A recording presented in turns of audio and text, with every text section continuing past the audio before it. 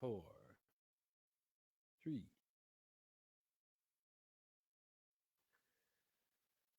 We're broadcasting from London, Ontario, Canada. I'm Kevin Bulmer. This is Journeys with the No Schedule Man. Welcome. We are celebrating and sharing the significance of our true selves and stories in an effort to connect, encourage, inspire, and empower each other as we look to enjoy our own respective journeys as much or more as the idea of any particular result or destination. This broadcast is being supported and encouraged by some wonderful people and businesses, including Connect One Consulting. My good friend Gord Fancher. You can find him at Connect One Consulting. It's connect in the number one consulting.com.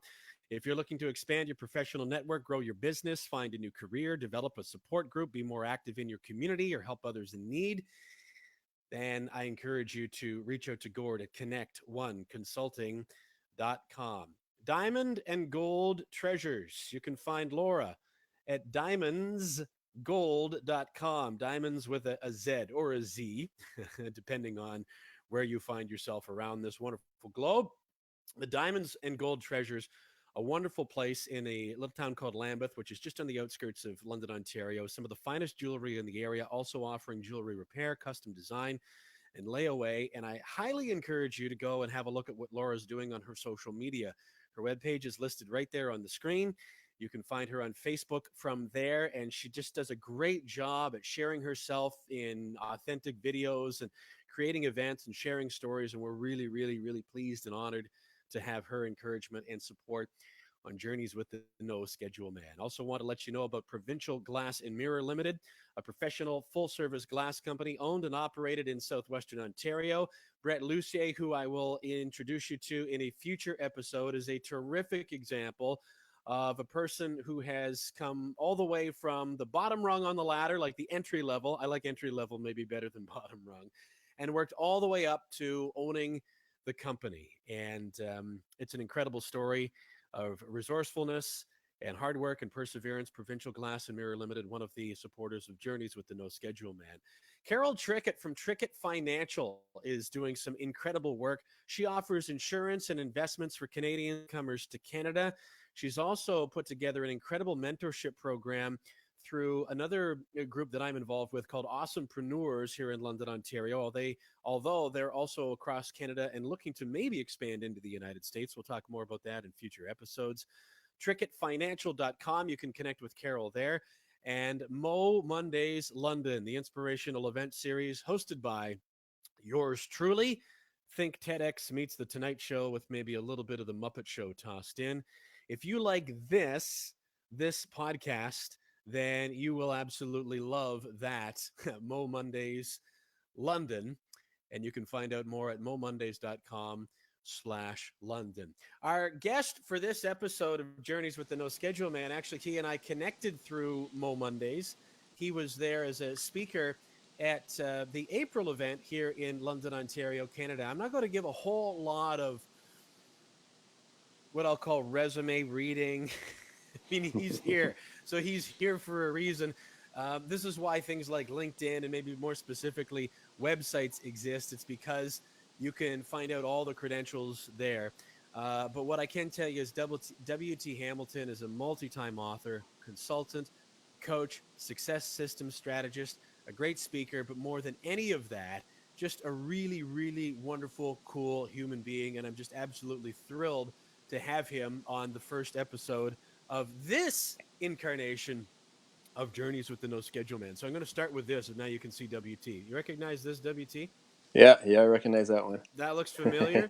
It's a one-chapter book, The Harsh Truths by W.T. Hamilton. I'm going to do a little bit of story time for you here, and I'm going to pull a quote right out of your own book, out of page 41. This is what happens only when I find stuff that I really, really like a lot, is I highlight things I want to be able to go back to. Here's what I highlighted from your book, WT. It says, "My true success came when I learned to let go of other people's expectation of where I should be and really started to focus on what my true purpose was."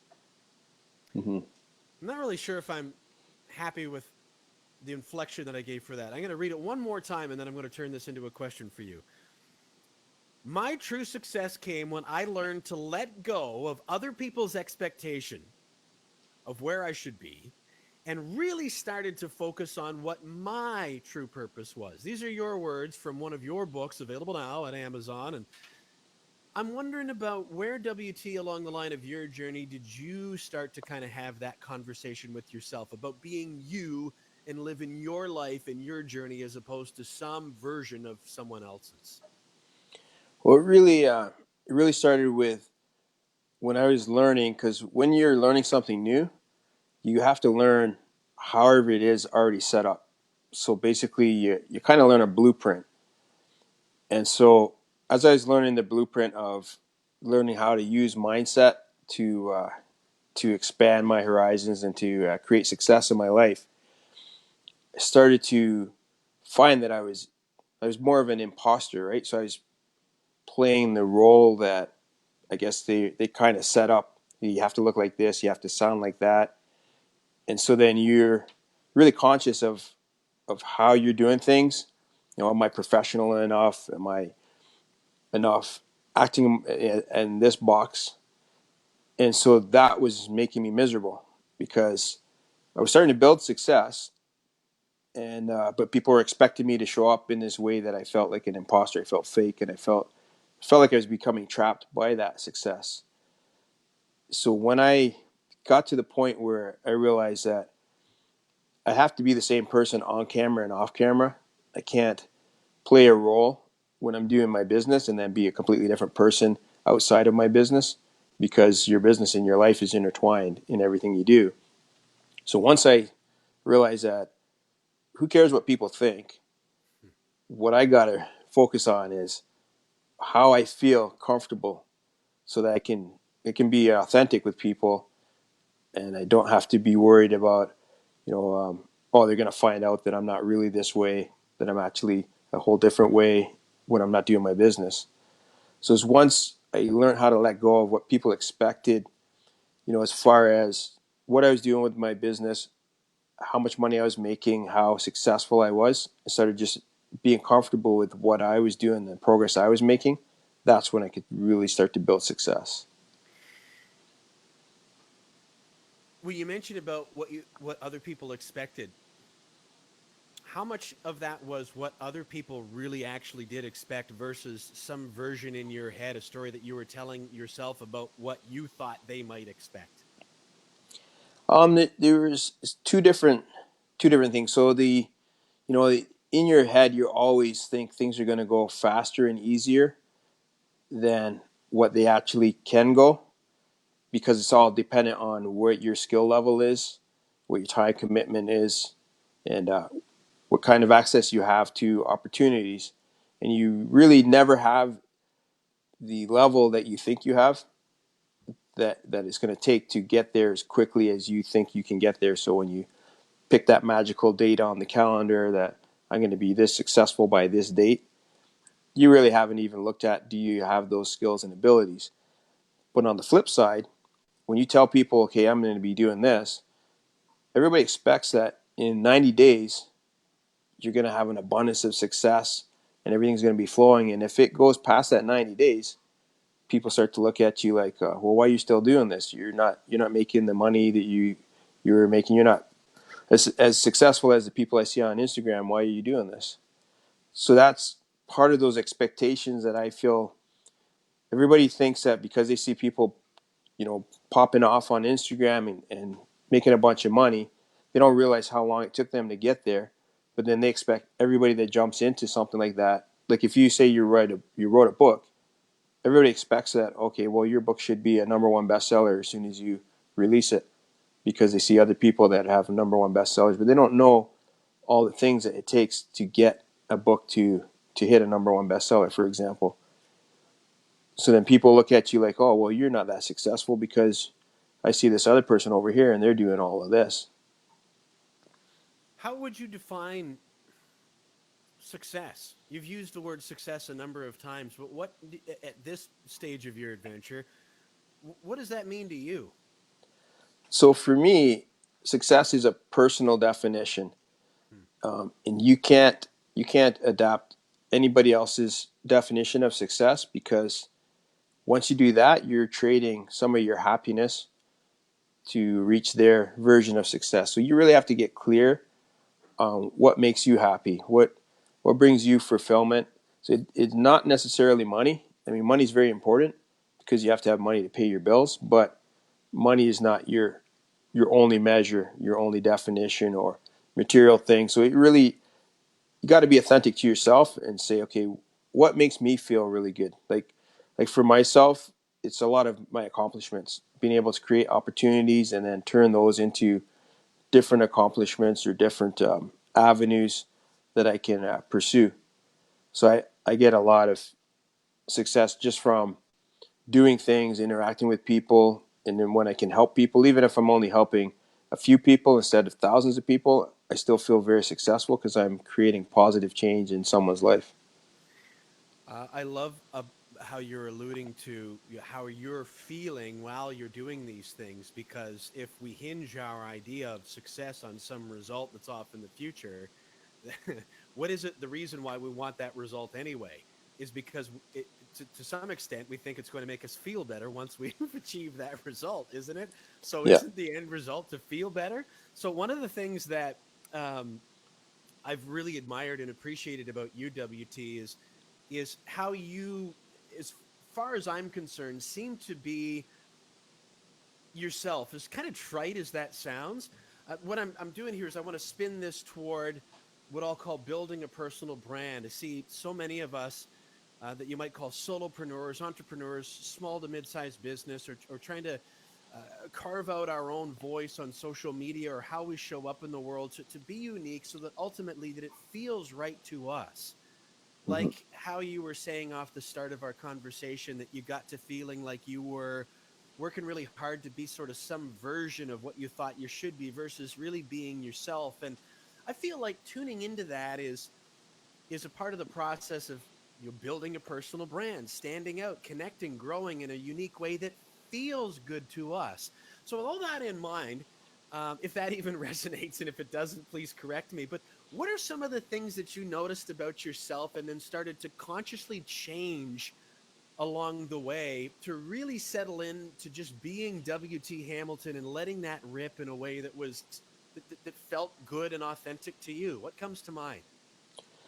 Well, so when I was, 'cause I used to work in the corporate world, and I was able to really be myself and be a leader. I was a production manager, and then I was a sales manager, and really be a leader in that. But once I jumped into this new thing, which was, using your mindset, and I've been able to kind of niche it into using the mindset for entrepreneurs. But before that, it was just learning how to use mindset, personal development. I found that I didn't know who I was, didn't know how to show up, and I wasn't comfortable just being that regular guy that I was in the business world.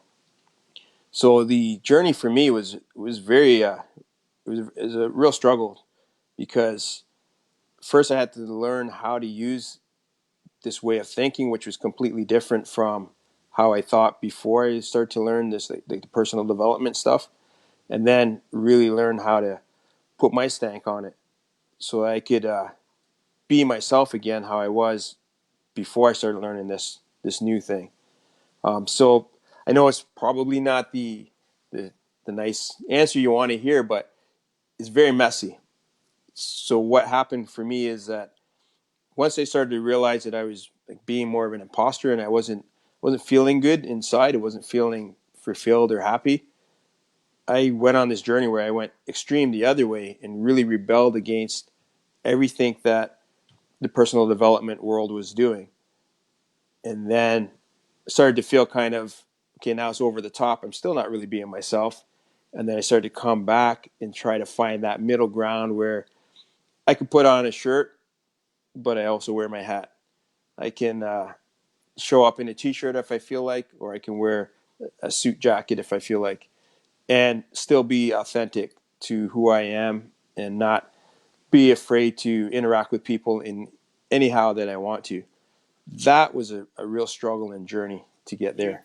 Uh, I don't mean to interrupt you, but you're delivering a masterclass in thoughts. You've mentioned so many things that I'd love to unpack. Let's do a couple of them right now. I'm going to come back to. I thought I heard you say that you kind of consciously rebelled against a lot of the things that you were reading and hearing and learning in the personal development world. Did I hear that correctly? Yeah, yeah. Okay, hold that thought. We'll come back to that. First, I want to come back to something that you mentioned, like in the first sentence of our conversation, and it's kept coming up, is the word imposter. Okay. So for W.T. Hamilton, because I think everybody's got this little imposter. It talks to me. it's, Mhm. but I'm wondering for W.T. Hamilton, what does that mean when you're saying imposter syndrome? How does that feel? What does that look like for you? Well, I actually got a speech that I'm going to be doing at momondays shows, and it's basically so when you're in personal development, everybody's expecting you to be positive, to be happy all the time, to be optimistic. Now, I'm naturally an optimistic person, but I'm also a skeptic, and I have to prove something works before I can really teach it and talk about it. So the thing that I was finding that was, I guess, the hardest thing for me was when I would deal with people in the personal development world. Everybody's positive, happy. It's like they're always on happy pills, and I have a whole world of emotions. Like if I get pissed off about something because it's not going the right way, I get pissed off about something. So it's like having these emotions, and I was trying to hide them because that's not what someone in personal development you can't have any kind of self doubt, or you can't have any kind of anger, or you can't even really have struggle because now you're not being positive. But for me, that's not realistic. Mm. So I wanted to be able to have my emotions, to be able to really talk about the struggles of changing your mindset, the struggles of applying it to doing business, um, without feeling like, oh, I'm not really in this box anymore. So basically, I said, screw it, I don't want to be in a box, and that's kind of where the rebelling came to. It's really interesting, I think, because I think it comes down to trusting ourselves, to understand and honor how we're feeling about these kinds of things. I'm wondering if you feel differently about this, WT, with just a number of the things that you've shared already, that you can reach and learn things that will help you. Like earlier, you were talking about what I might refer to as goal setting. I'm going to have this amount of money in 90 days, or I'm going to achieve these kinds of things. And then if the 90 days goes up and we haven't done exactly that, then it's an easy trap for the self judgment to kick in. And well, maybe I'm flawed, or maybe I'm doing it wrong, or maybe, I'm the one person that can't figure this out because it's in the book and the 5 steps are all laid out there. And I did the 5 steps to the best of my ability, but it still, for whatever reason, doesn't seem to work for me. I don't know anyone who hasn't been there, but there's still good information there to help us identify what we want and go through the process. But then when you run up against some things that, like you said, I've got to prove to myself that something works before I want to teach it, to be able to trust ourselves to go, okay, this piece is helpful, but this piece maybe not so much, or maybe not right now. Or here's kind of the template, maybe the blueprint, but my journey, my adventure is mine, and it's up to me to trust myself about what feels right, and also be honest with myself about if I'm doing the work or if I'm making excuses. And I think it's a pretty delicate balance in there, isn't it? What does that feel like for you? It is, because I mean you have to do an assessment really of, okay, what are your skills that you're bringing into it right now, and then look at, okay, what skills do I need to add to be able to actually achieve what this guru is saying I should be able to do right now. And then what are my personal beliefs, because we all have personal beliefs. A lot of them we inherited before we were allowed to make our own decisions, and then we have these beliefs that kind of protect us until we learn enough to shed some of those beliefs. So if you're trying to compare yourself to someone that doesn't have all those the same beliefs, so maybe they've already shed a lot of those things, maybe they're more in line with being able to visualize what they want to do and and it kind of happens for them, but you're not there yet because you haven't gone through that process. You can't expect to have the same results as those people. And so there's some people that might be able to do something in 90 days, but most people, they're not there because there's skills, there's beliefs, there's learning how to create opportunities that you have to go through that process. So like when I work with people, I always look at, where are you at right now? Let's work on a plan that utilizes where you are right now. And then we can start to look at a bigger plan that'll get you to where you want to be. And I guarantee you it's not going to happen in 90 days, but in 90 days, you're going to be so much farther ahead than where you are right now. But it's having to understand that there's a lot of skills, time investment that you have to reach a certain level. And you can't reach that certain level overnight. I feel like there are two kinds of people. Those that are either learning and growing, expanding and actively trying to move forward, and those who aren't, you know, Yeah. or don't want to be. And I've become a real believer in momentum versus speed, and they're not the same thing, are they? Where No.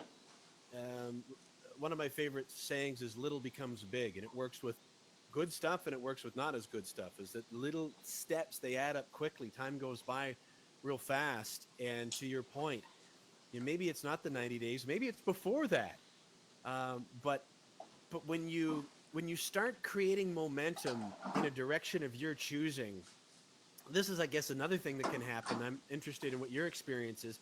Maybe say you set out to write something like this, like The Harsh Truths, which is a one-chapter book available on Amazon right now. I highly recommend it. Quoted from it at the beginning of the broadcast. Let's say you start out to do this book and you set a deadline for when you want to have that completed by, and maybe you missed that, but now another door has opened up that you didn't even conceive was out there to open for you with an opportunity. But because you got going, moving ahead in a direction of sort of your deliberate choosing, now you're creating other opportunities. You're just sort of moving universal energy around. Have you noticed that happening in your journey? Yeah. So what? Because when I first got into personal development, it was on the lines of law of attraction.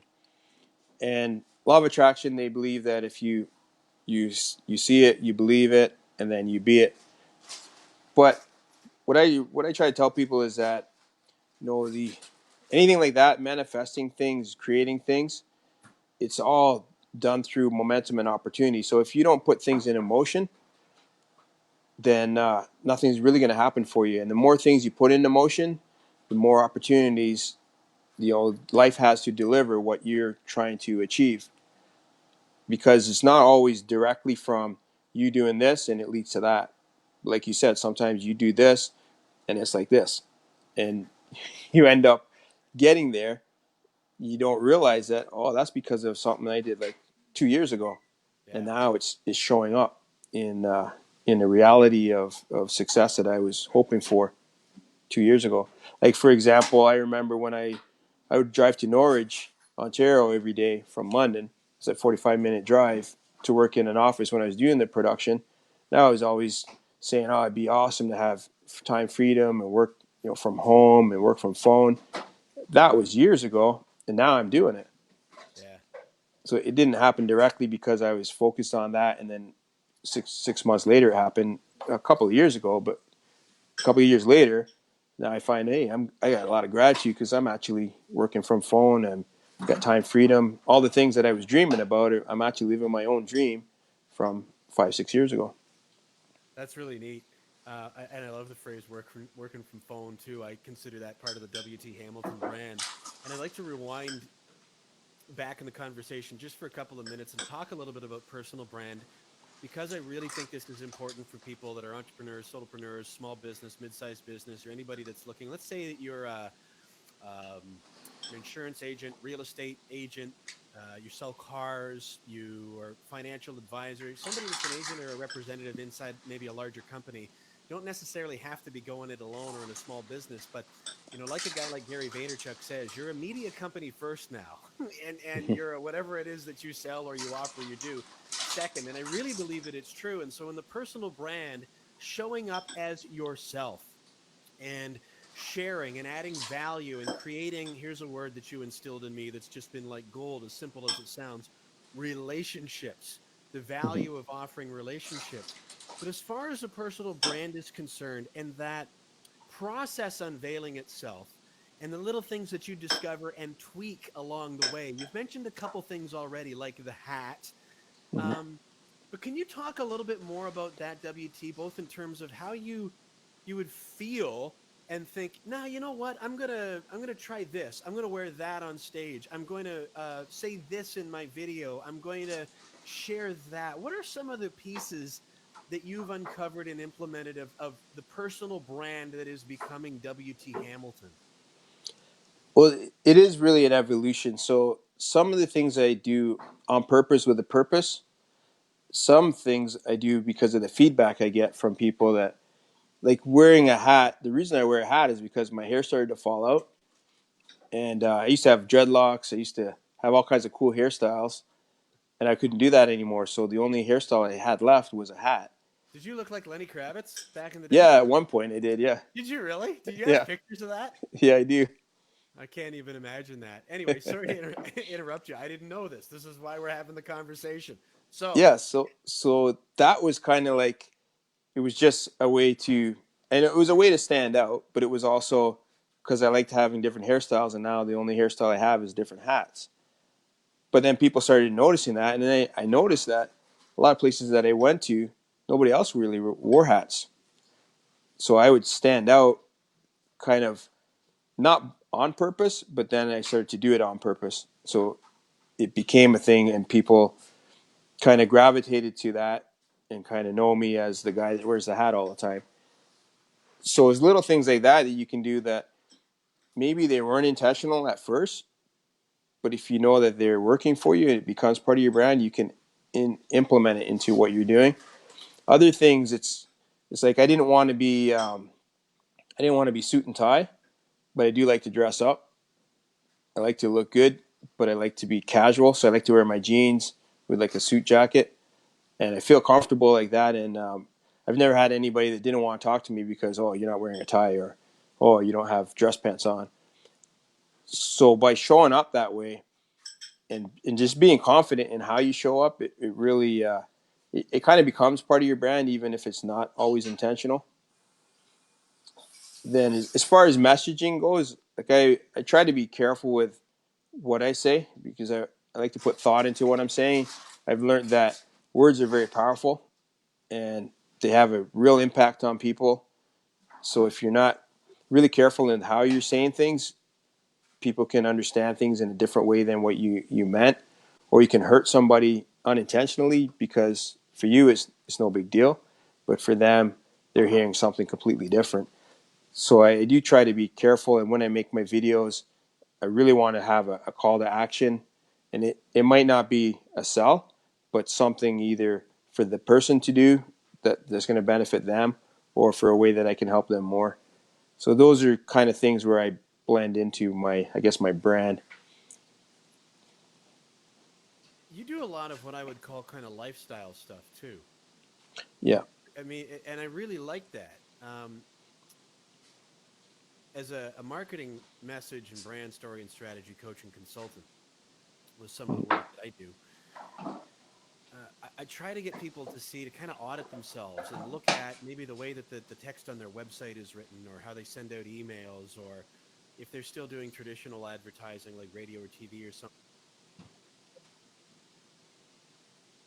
Well, especially on social media, they're going to look at, are you asking for something every single time that you as see everybody else asking for it?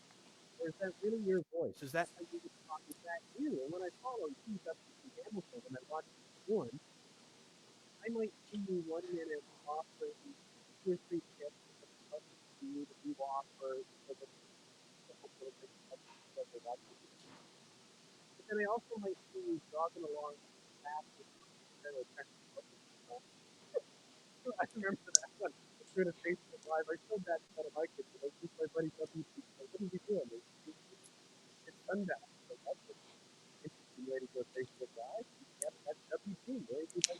chicken like you were over this last weekend from the time we're recording this, or you might be talking about your online community, but you're mixing it up. There's lifestyle. I view that as part of your personal brand of just, again, building that relationship. How conscious is this effort to you to just be kind of well rounded in what you're showing people? Well, the whole idea behind it was to show people the benefit of investing in yourself, investing in your personal development, and kind of showing them what success looks like. So success is not so much, like I said before, material things and money and how many books you sold, but it's like, what is your lifestyle? What are you doing with your free time, with your success? One of the things I really believe in is, going to the gym and taking care of your body, because if you have a boatload of money but you're sick in bed, what good is your money, right? So it's like you gotta have your health, you gotta have good relationships to go with having money success, financial success. So I really like show people. I mean, if you're just like, a lot of people have this hustle and grind. If you're just hustling and grinding 24 hours a day, and all you're trying to do is build money, you're not really gonna have a fun life. You look back on what you did that year. If all you did was work, work, work, I mean, you can do that. You can make a lot more money just working for somebody and getting some overtime. But if you're gonna be an entrepreneur, you should benefit every day from the fact that you got some time freedom and really try to enjoy that. So I try to show that there's a lot of fun in working for yourself, because it's a lot of hard work. There's a lot of stress to it as well, but you can have a lot of fun doing it.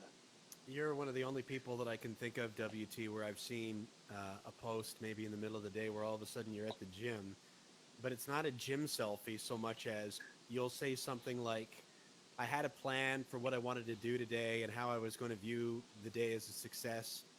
And I got into it and it's just not working. And sometimes, and I'm paraphrasing here, but I think you know probably what I'm getting at, where you'll say something like, sometimes it's just not there. And the harder we push at it, the worse we make it. And sometimes the best thing that you can do is to step away.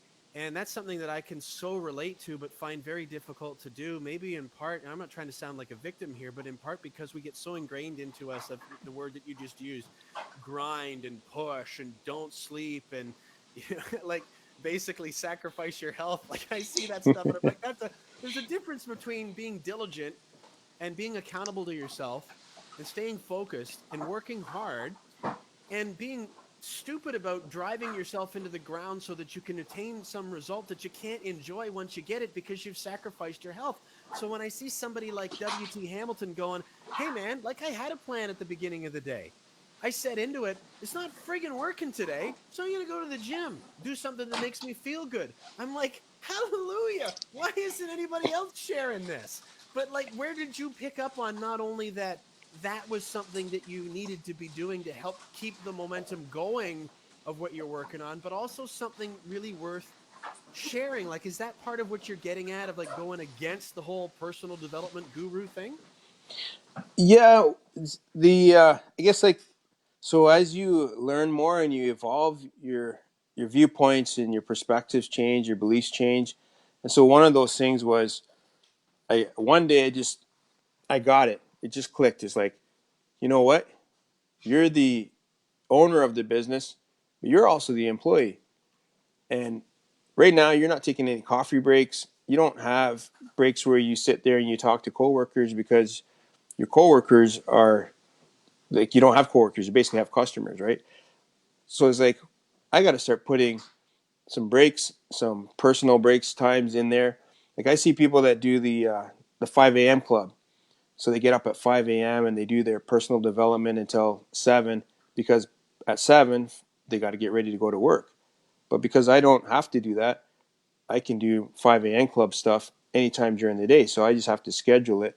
So once I started to realize that I am the boss, but I'm also the employee, and if I want to be a good employee for my business, I got to take care of myself mentally, as well as emotionally, and as well as financially. And that's when I realized, you know what? I work from phone. Why am I waiting till 5 o'clock, 6 o'clock to go to the gym? If I'm frustrated and I need to lift something heavy so I can feel better, I'm just gonna throw on my gym clothes and go. It's great advice. I love what you shared there too about as you evolve, your viewpoints change and your beliefs change. I like that word evolve, evolution, and try to really encourage people that it's about discovering. It's a process. It's ongoing. It's like no one period at the end of the sentence. That like we just sit down and decide it's going to be like this from now on, and that we're all good. But that's how I used to think, WT. Hmm. Um, how much can you relate to that of thinking that you would get yourself to a certain point and then you were good versus realizing you were maybe looking for some version of that and then just not feeling fulfilled or found that ironically that you were you were always looking and maybe you were always going to be. Yeah, well, that's part of learning and your belief system. I mean, we start out with. I feel like everybody starts out with the goal of making more money. So you're focused on making more money, and everything that you do is all about that money goal. And it's necessary because when you get into entrepreneurship, a lot of times it's either you're motivated, inspired to help people, or you have a financial issue that you're trying to take care of. So you're starting a side business. But what happens is once you start making money, you find out that hey, money's not enough. I still don't feel fulfilled. I'm still not that happy. So what else is there that I need to do? And that's where the kind of the journey of really discovering what success really is starts. So I think everybody goes through that journey.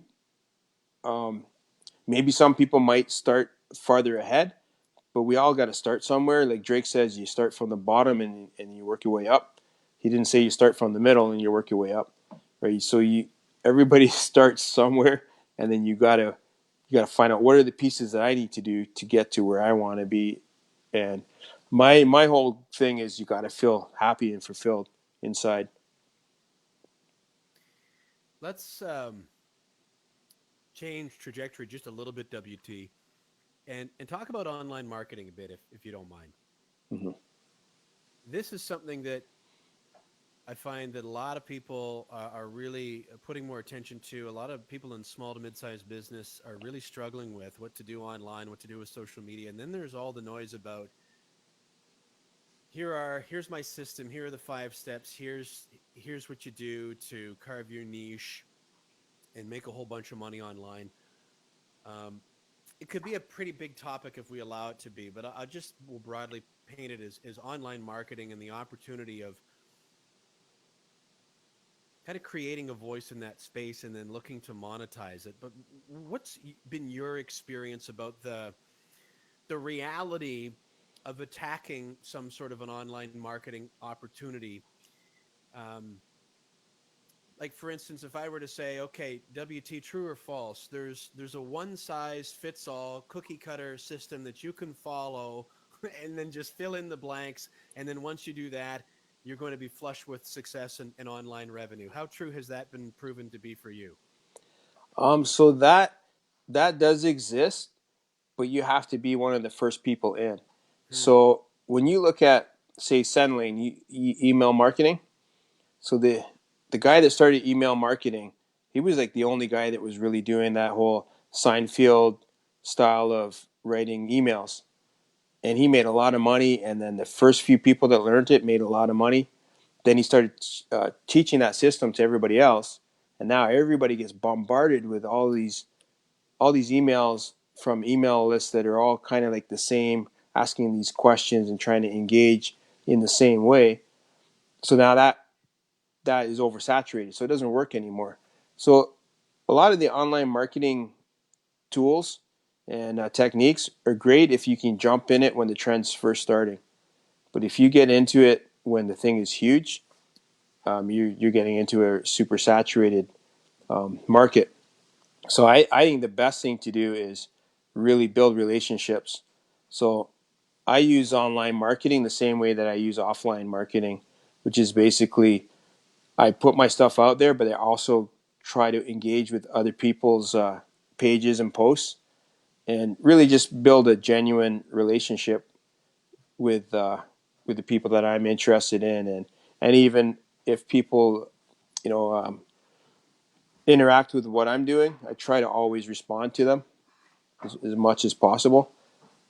Because I really feel like if you're a real person and you're talking and acting like a real person online, you're going to have a lot more success. It might not be instant, might not be really quick, but you're building a relationship just like you would if you go to a momondays and you talk to people.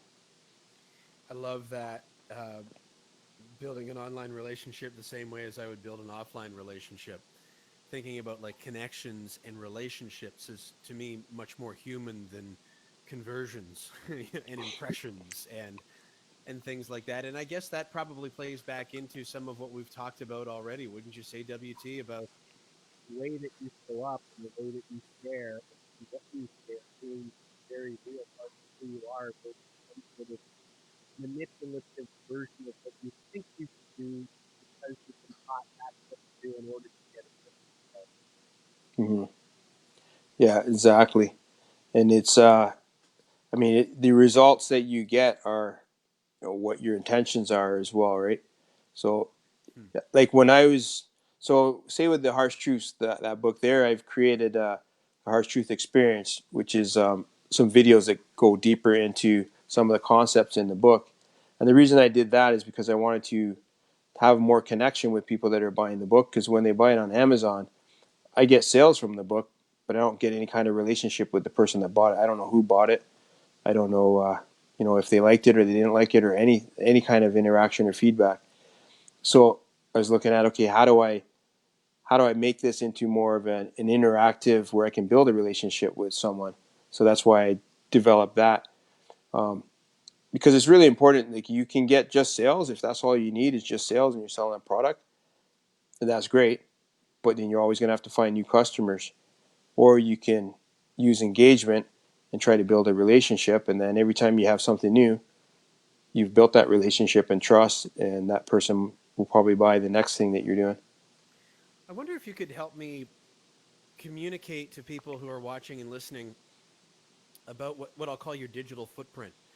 So when I use a broad term like online marketing, you've got books that are available both in physical form, like the Harsh Truths, which I'm holding up for anybody watching on video, or you can buy ebooks and get those on Amazon. But I think you're very active on social media.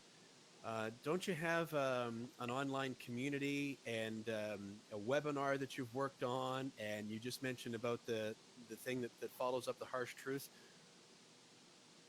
What does that look like for you? What's that digital footprint? Is off the top of your head here, WT, that you've kind of activated one piece at a time that's available for people if they want it? Um, like, as in, I'm not sure what you're asking me. As in the. So there are multiple pieces of WT that you've learned Mhm. and activated. Like I could find WT on. So maybe I'll ask it this clearer because it wasn't a very effective question. Um, I think you built an online community recently, didn't you? Yeah, yeah, What's it yeah. called? So that is the lonelypreneur. Right. Okay. So how did that evolve? Like, how did you add that piece in and think, okay, in addition to people can engage with me maybe on Instagram or Facebook, here's another piece that I want to introduce. What was that process? So it was really, like, I was talking with a lot of entrepreneurs that are, everybody's kind of doing like a solo entrepreneur thing, and we all have similar struggles, but we're not connecting to each other or talking about our struggles. So the idea was to get a place where people could kind of share ideas and share things that they're working with that are useful. So, like, different tools that they're using for their apps, for engagement, different strategies that they're trying out, what's working, what's not working. So what I try to do is really look at, when I see a problem, look at what the solutions are, and then, is it something that's in my lane that I can make a product for, or a program for, or is it something that I know somebody else does? Like, I don't do a lot of relationship things. So if I run into a client that needs like relationship coaching or products, I'll refer them to somebody that I know that does that. So it's really knowing how you can help people Is it by directly sending them to something that you're doing, or referring them to somebody that you know that can help them better? That type of stuff. That, I guess that's my digital footprint. So it's like I have things that I'm really passionate about, which is helping entrepreneurs with business solutions. And then there's other things that, like if someone was asking me personal training stuff, I would send them to somebody I know that does personal training. You recently put a webinar together, didn't you? Yeah. So here's part of what I'm getting at is I'm trying to think about from the standpoint of somebody who's watching or listening, thinking, well, how do I learn this and how do I even know what to implement? So, for instance, when you have a book, if you're going to self-publish a book, you kind of want to learn the ins and outs of Amazon and investigating that. And so Yeah. you learn that, and now you've got products that are constantly available there. Maybe you decide that because relationships, building connection and uh, helping people on an ongoing basis, well, maybe some sort of an online community is a good piece. And then you go into investigating, looking at how could that work? Where could I host it? How could I do it? What skills do I need to learn? Then webinar, that's a whole other rabbit hole Mhm. to to look down. What platform do I use? How do I do it? How do I get all of the different things connected to each other?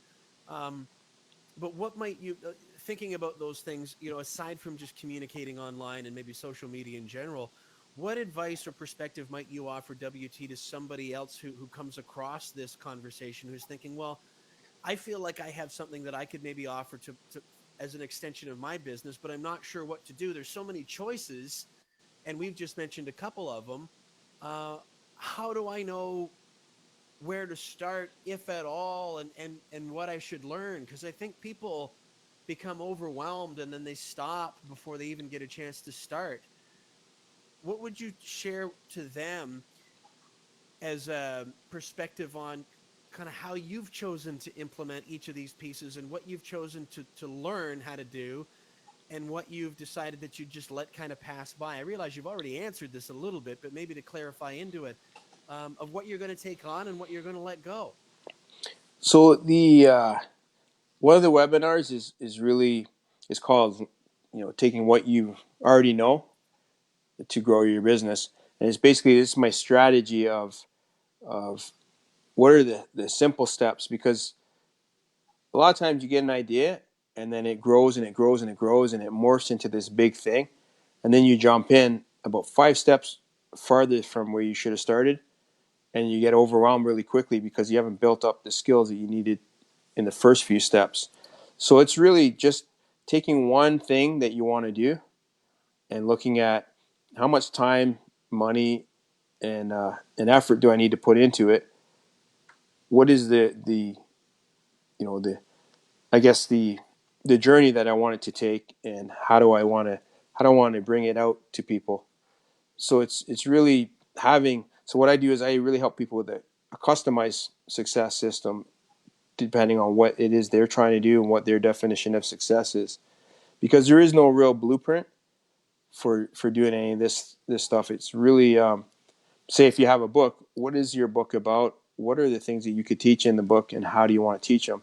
And are you comfortable doing live webinars, or are you better at doing like an MP3 or an MP4 type of thing, an email list? Like, what is it that you're comfortable doing right now, and what is it that you have time to develop right now? So that's kind of what I would look at with a potential client, to see what we could, I guess, develop quickly and easily, and what's going to be the most fun. Because if it's not going to be fun, it sucks to do. Yeah, that's true. We all know that. We've all, and maybe some of us are in jobs like that right now. And it's amazing, interest, isn't it, WT, that so many of us kind of got conditioned to think that to expect that we could have fun and enjoy what we're doing is selfish or irresponsible. Where I don't know about you, but I found the reality is the more I enjoy something and really believe in it, the harder I can work for longer, and the more positive results I can get and people I can impact to do the same. Yeah, exactly. What about from your experience doing just one thing, being a specialist, having one niche, going an inch wide and a mile deep, as they say? Hmm. versus being, I'm going to editorialize here for a minute, Yeah. a well-rounded human being and having multiple areas of interest. So I'm setting aside like the online thing. I'm thinking what I'm hearing you is to say, let's put something that's customized together for you, for your personality, for your goals, for your business. And let's take it one step at a time as a process and not try to take on too much. Um, and then build and grow relative to you. Did I hear that correctly? Yeah. But the strategy that I have is so I have like this. It's called like the 7 Essential Success Hacks, and it's another program that I do. And in that program, one of the things I talk about is having a book of ideas. So you get a lot of cool ideas that you might not be able to do right now, or if you try to launch them all right now, it's just going to be a big mess. But they're all valid ideas. So write them down, and then we can look at as you start to do the process, and you get this one thing, this one part of your business going, you get another part of your business, and you're looking for a new product. You go back to that book of ideas, and now you got a whole bunch of cool things. It's like, okay, which one of these do I want to do next? So that's really how my webinars came about, because before I was just writing books and sending people to Amazon, and then I said, I want to take this further and have more interaction. What do? I went to my book of ideas and I said, okay, I already have this one and this one mapped out. It's time to implement that. I wasn't ready to do it at the time when I wrote it down, but now I'm ready. So I think you've really addressed what I was looking to get at is, I mean, you're stimulated by doing multiple things, but as long as you don't try to do them all at once or initiate a whole bunch of things all at once. But I don't know, like, could you be happy, WT, if you just did one thing? You were like a specialist, you had one lane, and that's all you did forever and ever, amen. Could you be fulfilled that way and feel good? Well, look at people that do sports, hockey, football, baseball, whatever. They do one thing up until they're in their 30s, Yep. and then they either get drunk and high the rest of their life and lose all their money, or they got to reinvent themselves and do something else. So Yep. you can't be pigeonholed into one thing. Plus, as you learn and grow, you always have interests. It doesn't matter who you are, you have multiple interests. Now, not every one of those things are going to be a business avenue, but you should still explore your interests. You should still be a real human being, a real person. So if you're just this cookie cutter living in a box, it's really hard to do that for the next 20, 30, 40 years. I guess maybe it comes down to sort of where we started on really getting to know yourself and understanding what makes you happy, right? What makes you feel Yeah. good. And maybe it is one thing. For some Hmm. people, maybe it is. But I observe you and I see you implementing things at different stages, and enjoying and being stimulated by being in one kind of environment, one moment, like you're consulting and helping with implementing success systems and discovering challenges and collaborating on coming up with solutions. But then in the next minute, being on stage at like an event like a momondays that I might run, and having a completely different experience, delivering something that you can share and connecting with people. And then the next moment, communicating online and empowering people to say, I guess it falls under a certain umbrella, but there are different skills and aptitudes and synapses that have to fire to challenge you to be present and effective in each of those environments. And my perception of you, I'm wondering if I'm on target or how far off I am, is that's something that makes you tick and that gives you fulfillment. How close am I? Yeah, it is. It's spot on, because you know part of my thing is I want to always be creative. I always want to be creating things, but I also want to challenge myself. So if I'm really good at something, like I'm really good at consulting, I want to challenge myself with other things. So as far as I'm concerned, I'm pretty good at speaking, but I'm not at the level that I'd like to be. So it's something that I pursue because I want to get better and better at that. Because I find that's a useful skill you can use in all different aspects of your life, and it's challenging. It's challenging to come up with a story to try to make it entertaining and engaging, and then go up into an audience that you have no idea if they're going to like anything that you say, or if they're going to be able to relate to it, if it's going to resonate, but you got to go up there and deliver anyways. So there's a thrill in that. There's a huge challenge in that, and there's a lot of creative juices that get flowing leading up to that, and then actually going through that process of delivering that speech. I'll editorialize some more here. Yeah. If you're listening or watching and you have a chance to see WT on stage, take it because you will enjoy it. It was well, the Mo Mondays London event that we worked on together in April of this year, 2019, as we're recording this. As you know, WT, my son Eddie runs the soundboard and is right beside the stage, and we were driving away that night, and he always has like I love that was, I mean, they were all great, but like, when can WT come back? Isn't that neat though, that you can just share who you really are? Because one of the things that I really appreciate about you is that I don't perceive any pretense at all. There's a charm in the here's who I am and here's who I'm not. Take me, leave me. It's okay either way. I'm going to enjoy myself. I hope you do too. But if you don't, I take no offense. I did my best, and I wish you well. And there's something about that that is the brand of WT Hamilton that I find so endearing. But isn't that neat how you can just share yourself like that and create new friendships and connections, just kind of by being yourself, but being willingness to step out and share? It's neat, isn't it? Yeah, it is. It's really it's empowering, and it's really satisfying. I know a lot of people are scared maybe to go on stage, but once you get up there and you get that feedback and that energy, it's very addictive. It's, again, it sounds almost too cliche, too trite to just say just be yourself, but I say it before every single one of our Mo Mondays events to our contributors, like, just let's not try to be some version of what we think we're supposed to be. Let's just be ourselves. If we're nervous, let's admit we're nervous. If we forget our spot, if you say to the crowd, I forgot where I was going, like, everybody can relate to that. I say all the Yeah. time, we compare ourselves to perfect, but we can't relate to perfect. It's unattainable anyway. What we relate to is real. And yet we tend to think, oh, I can't reveal that thought or that mistake to other people because then I'll be judged or I'll be shown to be flawed. When in fact, when when we allow ourselves to do that, it draws us closer to other people a lot of the times because they can so relate to that. And I think that's a lot about what I appreciate so much about you, WT. It comes across in what you share online, it comes across on stage, it comes across in your writing.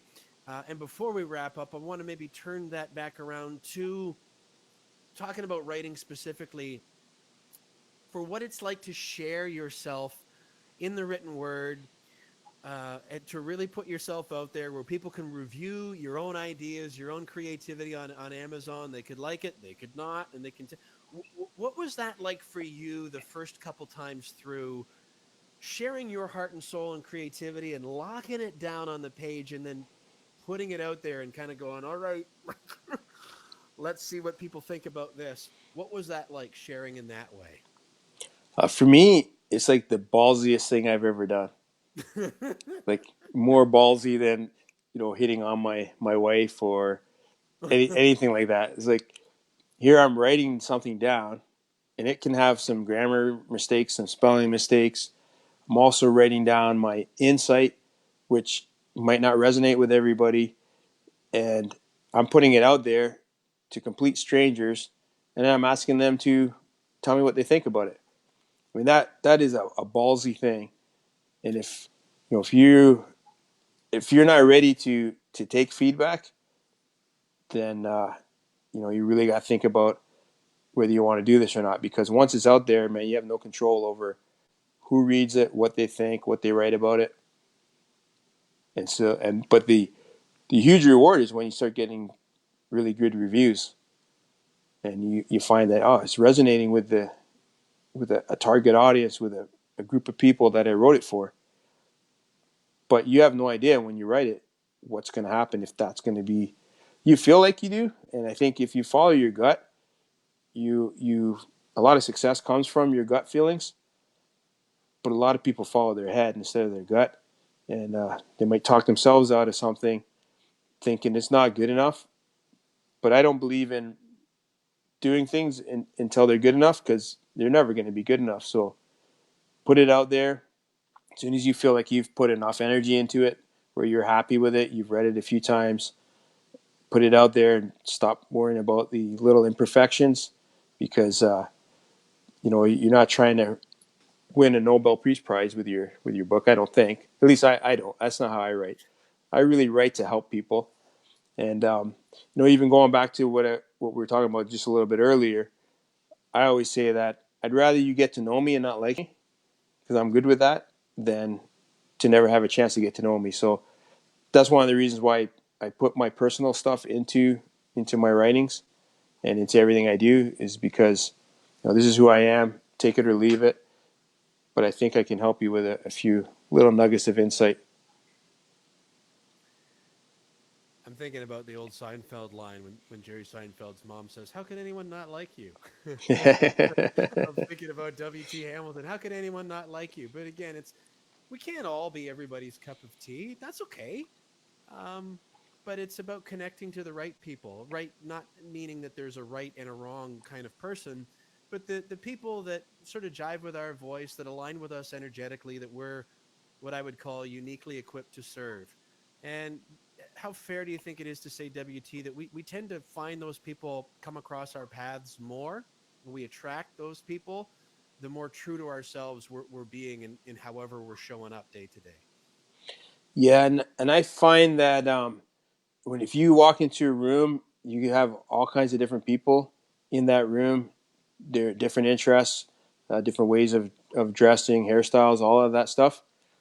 But I find when you're really authentic, you you find so many more things that you have in common with them than what you don't have in common with them. And so I find like the more real that you can be, the more relatable you are to anybody that you deal with. I love that. That's a great place to leave it. WT, can you give me and anybody watching and listening a quick overview on how we can find you and connect with you? Website, the Lonelypreneurs, and what would you like to share with people? Because I hope they'll reach out and connect, because I know that they'll get a lot of value out of that. How can we find you? So the website is yourinvinciblepower.com, and you can connect to me there. The my favorite way to connect with people is in Instagram. So it's WT Hamilton on Instagram. I'm not sure if it's W underscore T underscore, but you'll find me on Instagram.